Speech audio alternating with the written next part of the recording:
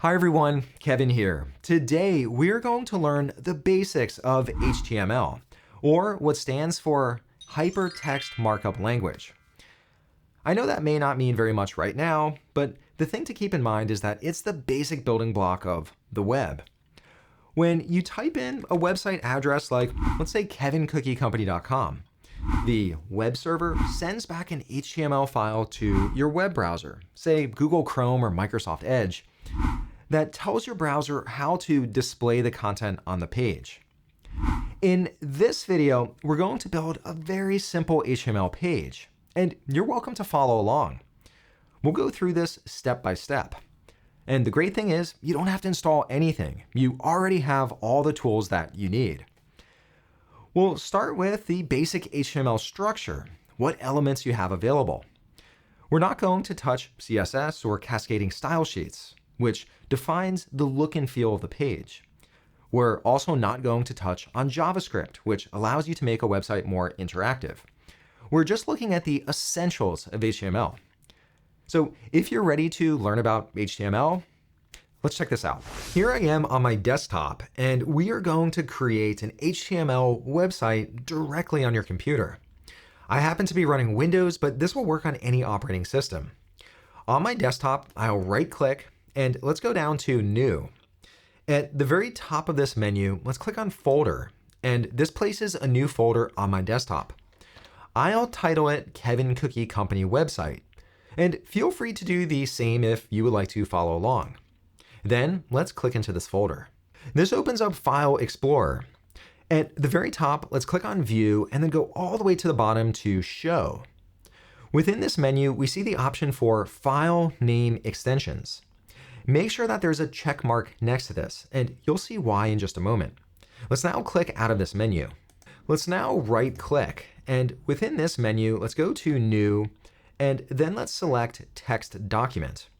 This now places a new text document in the Kevin Cookie Company website. And because we turned on file name extensions, you'll see that the extension is .txt.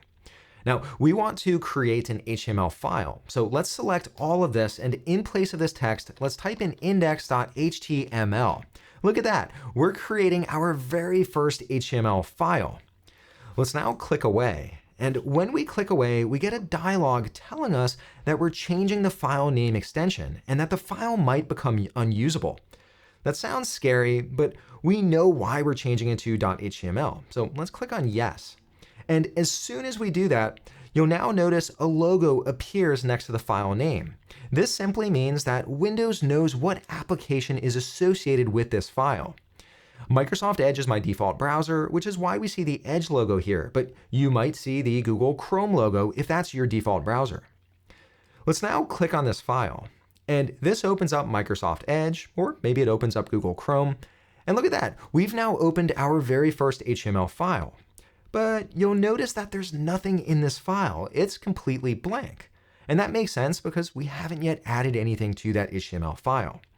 Let's now close out this browser window. Back in File Explorer, I now want to edit my HTML file. So I've opened up an application called Notepad. It's a really simple application, and you don't have to install it. It comes pre-installed on Windows PCs. Especially for creating a very basic HTML website, Notepad will work just fine. To edit this file index.html in Notepad, simply press and hold on this file and then drag and drop it into Notepad. And up at the top, we'll see that it's opened up a new tab for index.html. I'll click onto the Untitled tab and let me close out of that. So here we just have this one file open. And down below, I can type in some text. Let's type in Kevin Cookie Company. And then I'll press Ctrl S and that saves the file. Back over here, let's click on index.html, and that opens up Microsoft Edge, and look at that. We've now included some content into our HTML file. Nice work so far. Let's close back out of Edge. Back within File Explorer, I want to be able to edit my website side by side with my browser window so I can see all of the different changes that I'm making. I'll snap this window over to the left-hand side. And next, I'll click into File Explorer, and let's open up this index.html file again in the browser, and let's snap this over to the right-hand side. And now I have my notepad opened up side by side with my web browser. This way I could see all of the changes that I'm making. I now want to add some additional text to my HTML file. I'll press enter on my keyboard, and here I'll paste in some additional text. You can pull this text from the kevincookiecompany.com website if you simply want to copy and paste it into your index.html file. I'll press Ctrl S in Notepad, that saves the file. Then I'll click into the browser window. And a really easy way to refresh the view is simply press the F5 key, and that'll refresh it. And here I see all of that text within the browser window. If you look closely at the text in the web browser, it doesn't quite match up with what we see in the HTML file. I'll zoom in a little bit here. I say the Kevin Cookie Company, this is my title, and then I have a new line where it jumps to deliciousness in every bite. If we look over at the HTML file, here it says Kevin Cookie Company, and it just runs into that next sentence. So why is that? Well, HTML is what's called a declarative language. We need to declare what things are. So I need to tell it, hey, this is a title, or this is a header. This is a paragraph, or maybe this is a list. I need to tell the computer the meaning of the different content that I have in my file. And to do that, we're going to use something called elements and also tags. Let's now insert our very first tag. I want Kevin Cookie Company to be the header of this entire page. To insert a tag, we're going to enter in the less than symbol, followed by H for header. Then I'll enter in a 1. This is the biggest header. And then I'll enter in the greater than symbol. So there's my very first tag. Now I could save my file, and over on the right-hand side, I'll press F5 to refresh. But whoa, look at that. It turned everything into a header. I don't want that. So if we look up at the top, you'll see that I opened the tag with H1, but I also need to close the tag at the very end. So here again, I'll type in H1. But to close a tag, we need to enter a / before H1, and this lets the browser know that we are closing this tag at this point. This whole section together, the opening tag, the text, and then the closing tag, this is referred to as an element, and an HTML page is made up of many different elements. I'll press Ctrl S to save my file, and over on the right-hand side, let's press F5, and look at that. The Kevin Cookie Company is now the header, and all of the other text is smaller than the header. That's exactly what I wanted. Over on the left-hand side for the header, you can choose header 1, which I currently have set, all the way down to header 6. So here I'll change it to a 6, save the page, and let's refresh it over on the right-hand side. And here you see that it's a lot smaller. Now, I actually want this to be the title of my page, so header 1 is the most appropriate for this. But I also want deliciousness in every bite to also be a header. Here, I'll lower that text down, and let's insert another header. Here, I'll enter in the less than sign, H, but this time I'll enter in 2. And the reason why is Kevin Cookie Company is the main title, and this is a subheader, so I don't want it to be on the same level as my title, which is why I'll use 2 here. And just like we did in this element up on top, we need to close it.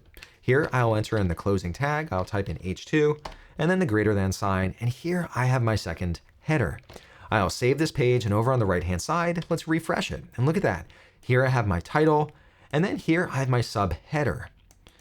As you insert different headers into your HTML file, don't think of how it looks. Instead, choose the header based on the meaning that you want to convey. Later on, you can use something called CSS to change the look and the feel, but for now, we're just concerned about the meaning of the different items within your HTML page. Within my HTML file, I have all of this text down here at the bottom, but I don't declare to the web browser what this is. And this is a paragraph of text. So I want to insert a paragraph element. Right up here, let's enter in the less than sign, and here I'll type in a P. And then I'll enter in the greater than sign. Now, you'll see that with these different tags, you can use uppercase letters or lowercase letters. They are case insensitive. So here I'll enter in the lowercase letter. You'll typically find that they're entered in lowercase, but you really don't have to worry. I'll copy this tag, and right down here, I want to close it. I'll move that text down, and here let's close out this paragraph. And right here, I'll enter in another paragraph for baking is our passion and we take it very seriously. And here I'll also close it out. On this page now, we have 4 different elements. This is one element, we have the second, here's our third element, and then we also have a 4th element. I'll save the file, and over on the right-hand side, let's press F5 to refresh. And here you see that I have a paragraph, and then down here, I have another paragraph. Now, because I declared these as separate paragraphs, here it inserts spacing between these different paragraphs. Within this block of text, you see that I say every cookie made at the Kevin Cookie Company is crafted with only the finest ingredients. And I really want to emphasize the text every. We can insert an element within another element, or basically a nested element. Over on the left-hand side in our HTML file, here I say every. And I'm going to open a tag and close a tag, and let's use EM for emphasis. And after every, here I'll close it out and type in EM. So here I have one element within another element. Let's now save this file, and over on the right-hand side, I'll press F5, and look at that. It's now italicized the word every. Over on the left-hand side, instead of emphasizing this word, I can also use another element called italics. I'll change this to an I, and here I'll change this to an I, and then I'll save the file. And back over on the right-hand side, I'll press the F5 key. And it doesn't look like there's any difference. Here it still shows every cookie made in italics. Here's every in italics. Visually, they look exactly the same. So does it matter whether you use I or EM for emphasis? It does. When you use a screen reader, it'll read the words differently. When you use EM, it'll apply extra emphasis to the word every. However, if I just use I, that only affects the visual appearance, and a screen reader wouldn't treat it any differently. So the element that you use is very important. So although they may look the same visually, keep in mind that screen readers may treat them differently. Back over on the left-hand side, you can also bold a word. Here, I'll change the I to a B, save the file, and let's refresh. And here we see every in bold. I can also change this to strong. I'll copy this text and let's place it in for the closing tag, save the page, and here I'll refresh. And here again, just like with emphasis and I, you'll notice that the visual treatment's exactly the same, but this word for screen readers now carries additional weight. Back over on the left-hand side, I can also underline words. Instead of strong, I'll enter in a U, and here I'll change that to a U. And over on the right-hand side, let's refresh, and here we see that the word is underlined. There are many different elements that you can use to affect the visual appearance and also the semantic meaning of the word. As we've been working through this, you're probably realizing that HTML is not a programming language. Instead, it's what's referred to as a markup language. That is, after all, why it's called hypertext markup language. As we're going through this HTML file, we're marking up or declaring what all of these different elements are. Here's the header. Here's another header, but not quite as important as the main title. Here's a paragraph, and here's another paragraph. We're helping tell the browser what every single element is within this HTML file. Along with entering in individual elements, you can also tell the browser what elements go together. For instance, here I have deliciousness in every bite with all of this text, and this all belongs together. So I want to tell the browser that. Right up above, I'll insert some new lines. And here, I'll declare this as a section. Now, I also need to close it out. I'll enter the end tag at the bottom. Here, I'll enter section, and let me put in a /. Now, it's a little hard to read or to know that all of these other elements go within the section element. And to make all of your different HTML more readable, I also recommend using indentation. So here I'll indent this out, indent out my paragraph, and also indent out this paragraph. Now, Notepad isn't quite the best. Here you see the text wrapping, so it's a little hard to tell that all of this is within section. So we could go up to View, and here's the option to turn off word wrap. And when I select this, here it's very easy to tell that all of this content goes within this section and that all of this content is related. Next, I want to enter another section into my HTML file. Here, I'll insert a new line, and here I'll enter in a new section. Just like I did in the first section, here I use an H2, I'll use another header 2 with chocolate chip cookie recipe. I want to make sure to include that on this homepage. And within the chocolate chip cookie recipe, I also have 2 additional headers, but they're one level down from the recipe. Here I have the ingredients, and then I also have the baking instructions. I'll press Ctrl S to save the file, and over on the right-hand side, let's press the F5 key to see how it looks. Look at that. Now we just need to fill in the ingredients. Now that I have these additional headers on my page, I now want to fill in the ingredients. You can get the ingredient list from the kevinccookiecompany.com website under recipes. Over on the left-hand side, I'll insert a new line, and here I'll paste in all of the ingredients required for our delicious chocolate chip cookies. Now, the order of the ingredients doesn't so much matter.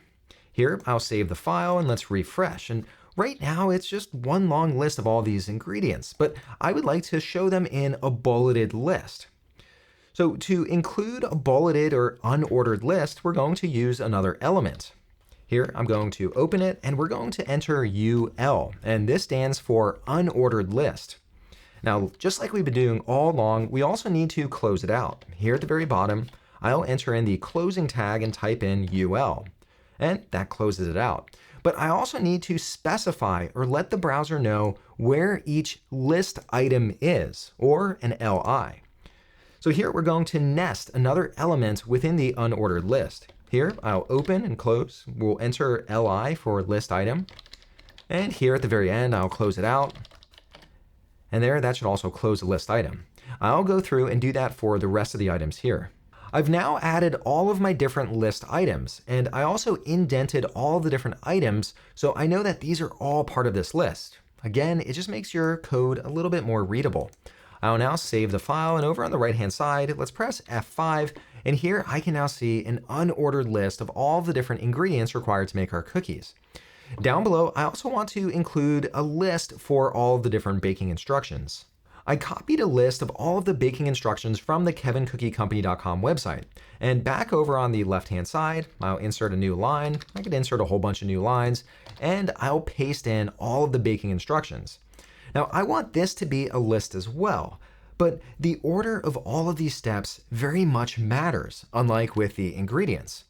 So instead of using an unordered list, we want to use an ordered list. And you guessed it, the element name for an ordered list is OL. At the very top, I'll make sure to open it, and at the very bottom, I'll close it out.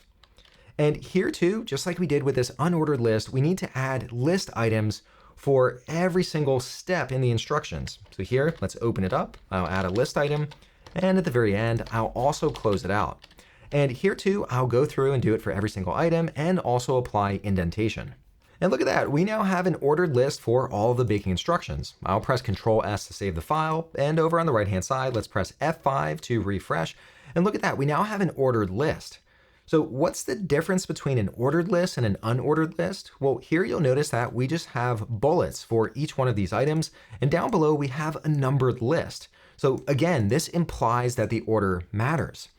Remember, when we enter these different elements into the HTML, we're trying to make the right choice to convey the right meaning for the content that's contained within. Over on the right-hand side, in number 4 and number 5, I have 2 sentences in each of these. But just to make sure it really stands out, I want to place each of these sentences onto a separate line. Here I'll zoom out just a little bit, and here I see where that second sentence starts. Here's mix on low speed, here's mix on low speed, and then I also say stir, and here's stir. So to insert another line, if I just press enter on my keyboard, that won't make any difference to what's shown within my browser. So we need to tell the browser that I want a new line there. And there's an element that we can use called the break. I'll enter in a BR.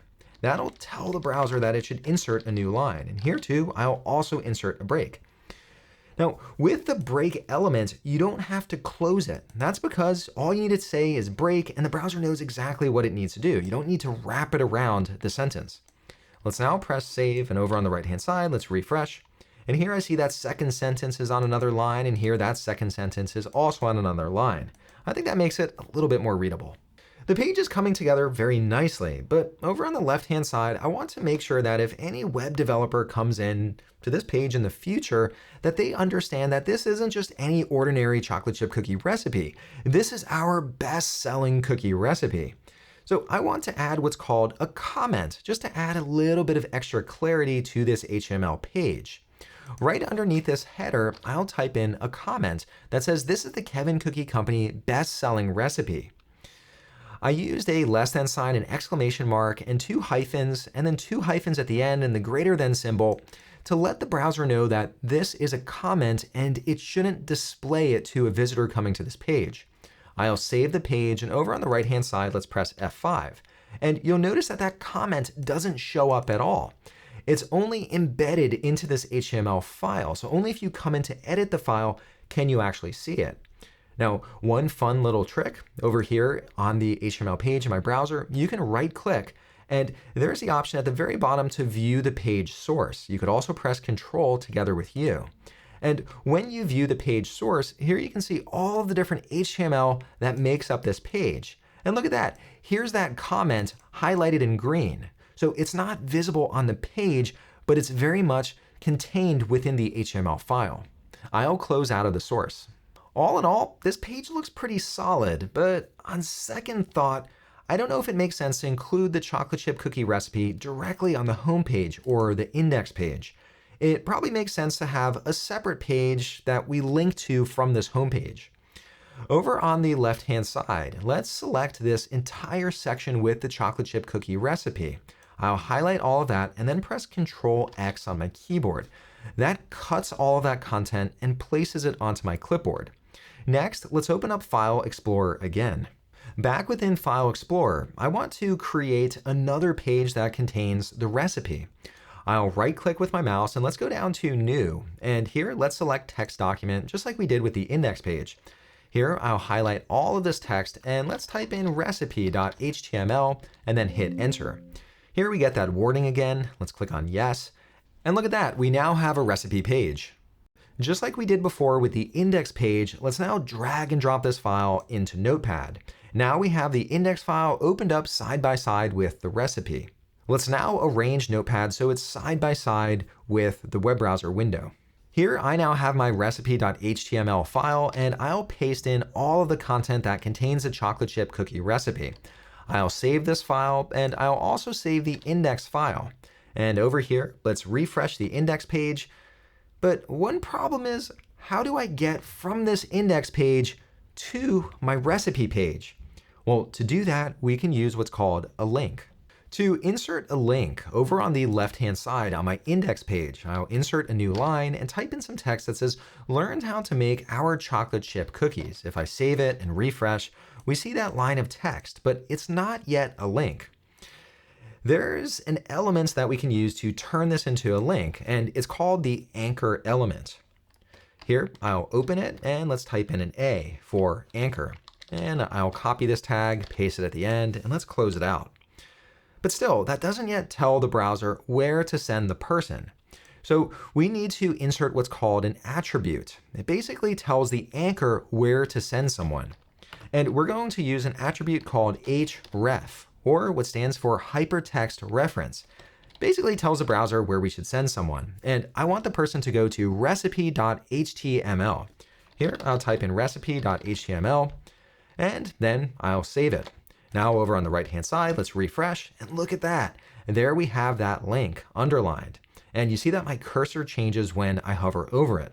When I click on it, look at that. That brings us directly to our recipe page. Now to go back, I could also click on this back button, or we could also include a back link directly on the recipe page. Let's do that.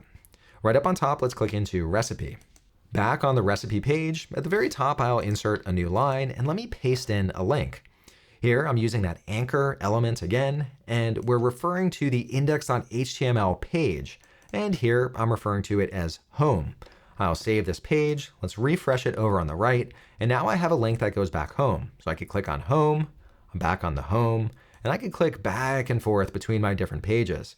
This way you can help people navigate throughout your website.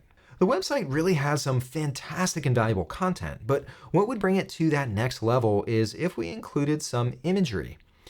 Up on top, I have another tab open for the Kevin Cookie Company, and here we have this beautiful logo that I would like to incorporate into the website. I'll right-click on this logo and then save image as. Feel free to do the same. This opens up my file picker, and I'll place it in the Kevin Cookie Company website folder. Down below, click on Save. Back within my index.html file, I want to include the image here. I'll insert a new line, and I want to place it right above my header. There's an element called img, which stands for image, that allows us to insert an image onto the page. Let's open it up by typing in img. We also need to specify the image that we want to use. We need to specify the image source. So we'll use an attribute called src. Then let's enter an equals and open quotes. And then here we'll type in the file name. It's called kcclogo.png, and then we'll close the parentheses. And here let's enter in the greater than sign. And next, let's save it. All we need is this one tag. We don't have to open and then close it. It basically stands alone, similar to the line break. Now that I saved the file, on the right-hand side, let's refresh the page, and look at that. We now have the logo on the page, but it's a little bit big. Over on the left-hand side, we can also define the height and also the width of this image. To define the width, we're going to use the width attribute. I'll type in width equals and then insert quotes. And I want this to be 400 pixels wide, so I'll enter in just 400. We can also define the height by using the height attribute. I'll type in height, insert quotes, and this will be 122 pixels high. Then I'll save this file, and on the right-hand side, let's click on refresh. And look at that, that looks a lot better. Another benefit of specifying the width and the height is that the browser knows to reserve this space for an image before it's able to completely load the image. If you've ever been to a website where the content jumps around, if it hasn't all loaded yet, that's typically because they haven't defined the width and the height of the different elements on the page. So it's a good practice to always do that for every single image. There's one more attribute that I recommend including as part of the image element, and that's the alt description. Here I'll enter it in, alt equals, and then insert quotes. And here I can define what this image is. I'll call it the Kevin Cookie Company logo. And now I'll save it. Now, when I refresh the page, you don't notice any difference, but let's say that someone comes to this website using a screen reader, or maybe they're blind and they can't actually see what this logo is. With the alt text, they'll be able to hear that it's the Kevin Cookie Company logo. And just for demonstration purposes, I'm going to misspell the name of the file and save it and then refresh the page. Here you'll notice that it's not able to load the logo yet, but you see this text that identifies what it should be. So anytime you add an image to a page, it's always good to include these 4 attributes, including the source, the width, the height, and also the alt text. I'll now return it to the previous file name. Not only can you insert images, but you can also insert other types of media, like audio and video. Down at the very bottom of this file, I'll insert some new lines, and here I'll paste in 2 additional elements, one of them for audio and one of them for video. And it follows a very similar structure to an image. Over here, we call out that this is audio, and here you define what the source is. Here, I type in the name of the audio file. We insert controls because I want it to show audio controls, so you could play or stop the playing. And here you could also define the type. Now, unlike with image, we also use a closing tag. That's because this element is newer and this has been incorporated into that element. And video is very similar to audio. When I save this over on the right-hand side, I'll refresh, and here we see an audio player controls, and down below we see the video player. If you're interested in using audio or video, do know that you have additional attributes that you could use. Maybe you want the audio to loop, or maybe you want it to autoplay, although that one can be a little bit annoying. With videos, you could also incorporate subtitles, and you have many other options as well. This is just to let you know that you can insert many different types of media into your HTML page. We have a lot of compelling content on this page now. There's text, there's a recipe, there's audio, and there's video. I think what we really need now is an order form where people can order some of these cookies. Let's open up File Explorer once again. Within File Explorer, let's right-click, go down to New, and let's click on Text Document. And let's add a new HTML file called orderform.html. Then let's click Yes on this dialog, and let's now open this file in Notepad. I now have Notepad open with the orderform.html, and over on the right-hand side, I have the browser window that shows me what this HTML file looks like. Currently, there's nothing in this HTML file, which is why the browser window is empty. First, I want to include a table that lists out all of the cookies that we offer here at the Kevin Cookie Company and the associated price. I'm going to use the table element. I'm going to paste in some HTML. Right here, we see that I'm setting up a new paragraph, and down at the bottom, I close the paragraph. And here, I use the table element. Right here, I open it up, and down at the bottom, we close it again with the closing tag. And in a table, it's made up of multiple rows and also multiple columns. And here, I'm setting up the first row of this table.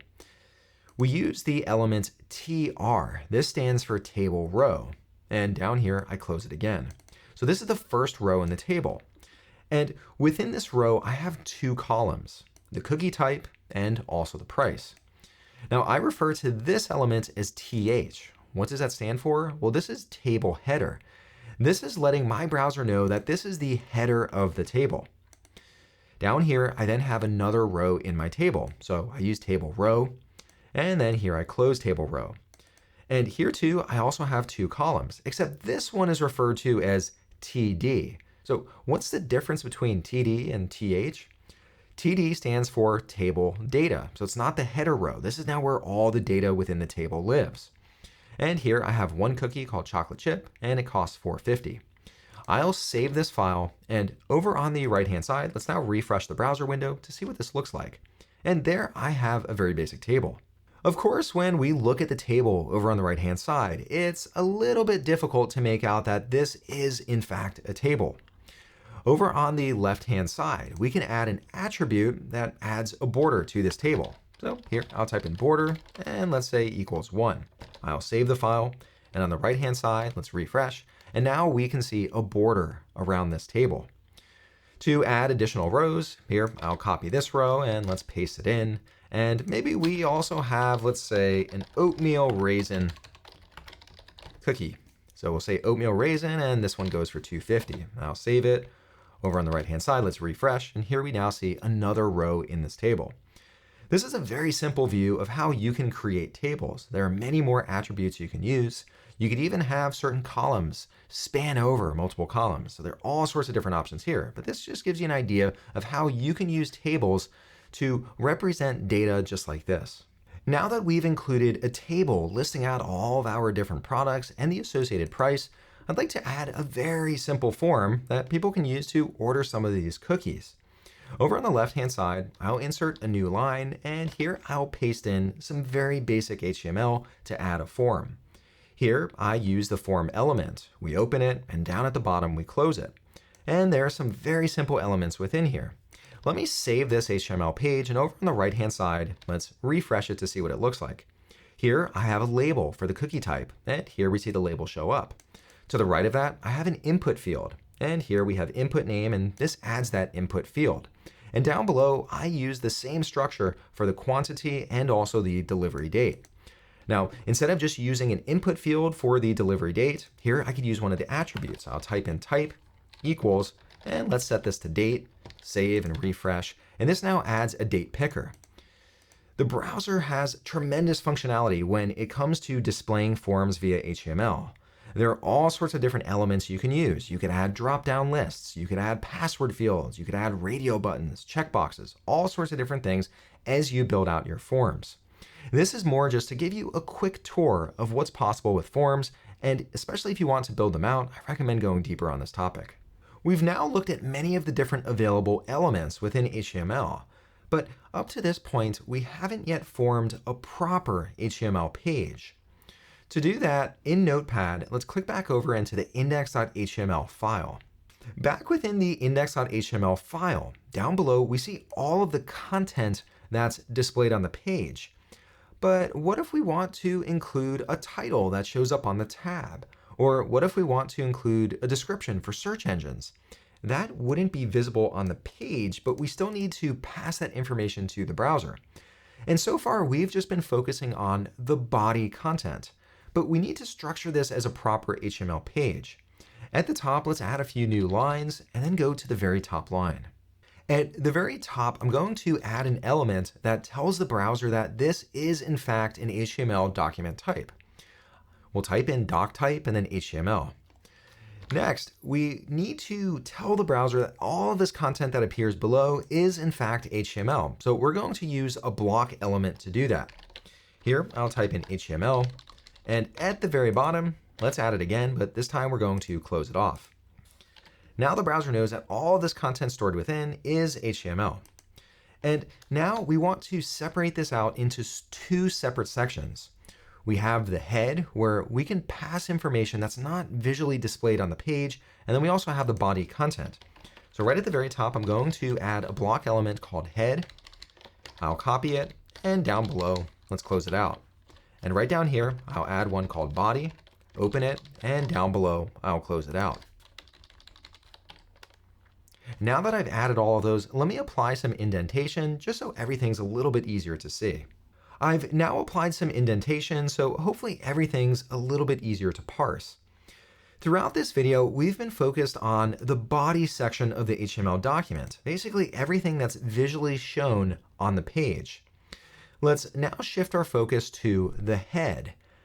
The head contains all of the metadata about the page, basically all of the stuff that the web browser needs to know, but that won't be shown. Right up here, I'll paste in two examples of the types of content that you would put here. I've included a title, the Kevin Cookie Company homepage, and also the description. This is what search engines can pick up. Over here, if we scroll over, the description is the Kevin Cookie Company is the best cookie company in the world.